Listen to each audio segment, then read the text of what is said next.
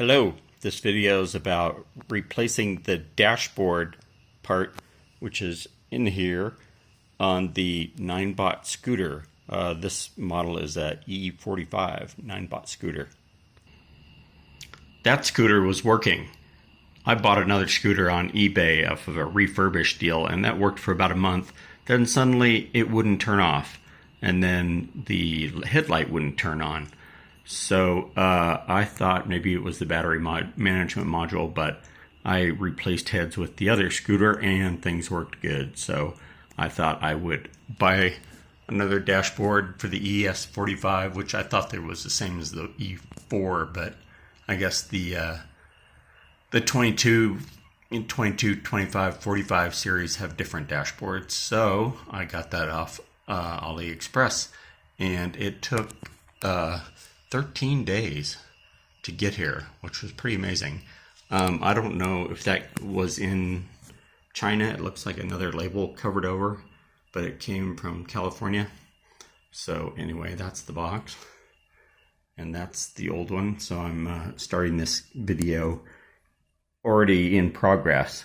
So basically what you do is you take off the handle. That part's easy when you get the hex wrench, and you will see a part that looks like this in there. And if you look in there, there'll be two screws, and that's a hex wrench screws. So get those hex wrench screws in there, pull that out, and then what happens is the headlight is being held in by this part. I go up like that.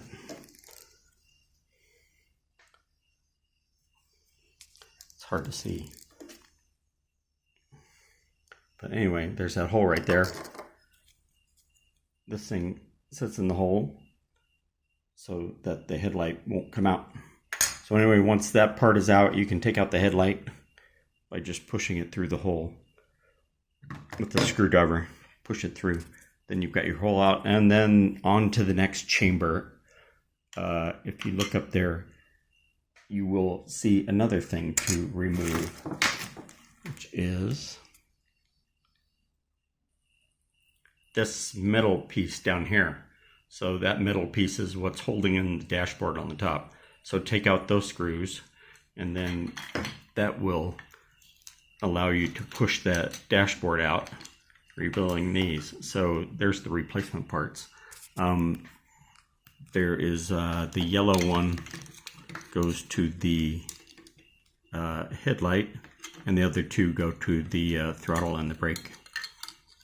So hopefully that was helpful for someone. Notice that there is a green to green wire, so these need to be hooked up. It looks like the connectors are the same, so you want to make sure you get the green to the green wire. Luckily, they are reversed connectors, so you can't mess it up. You want to thread these wires through the headlight wire and then the main dashboard connector, which has an arrow on it. So when you put those back together, the blue one has an arrow, so you match the arrows on both sides. This will connect on here. There's little, hard to tell, but there are little grabbers that fit in there. See the little grabber? That thing fits down on there. That's how that holds in. Trying it before putting it all back together. Let's see if it turns on. When I had just plugged it in, after I took the top off, I plugged in the new dashboard and paired it with the app, and it beeped tremendously, and it said connect the throttle and brake. So so much for circumventing that. Let's see how it works now. The moment of truth.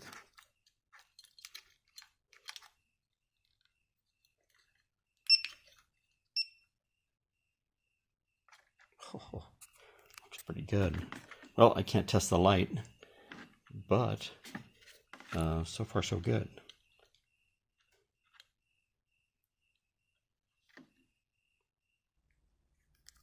So this thing's kind of the hardest part.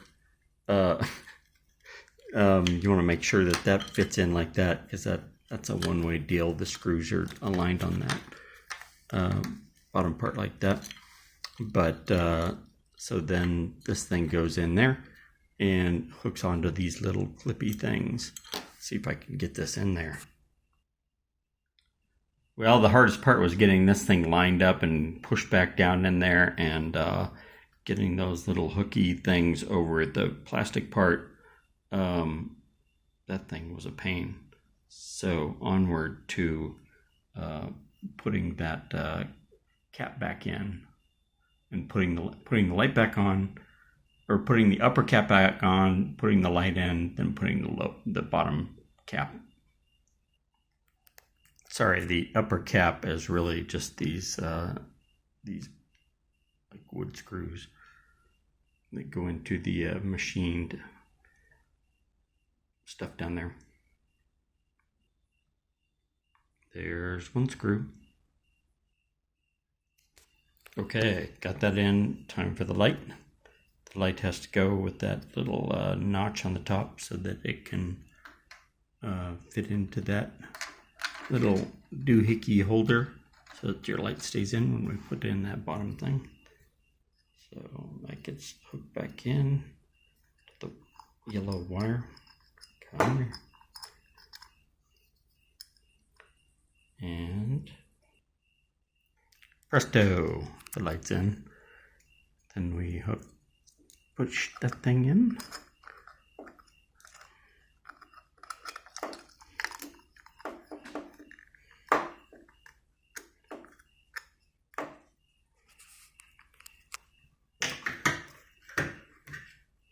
You don't have to look at my hairy hands. Get in there.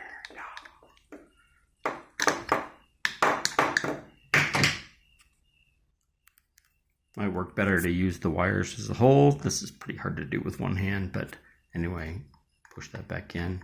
Then these two hex screws go in, and then we plug it in and pray.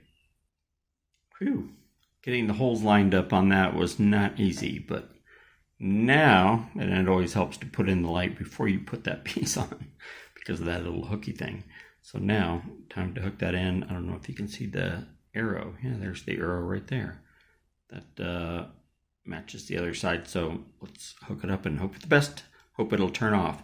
Before it wouldn't turn off and the light wouldn't work anymore. Worked for a month. Crazy. All right. See what happens.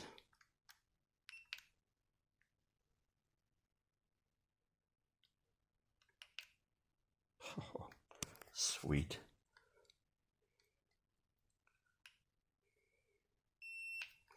So, sorry for the poor quality video, but in case you're wondering how to replace these darn dashboards, that's how you do it. And there's also a battery pack in there.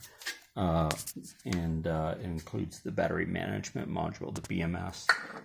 That's probably the other main piece of that. And then that's an external battery. But there's a big internal battery and a big round BMS board. So good luck. Cheers.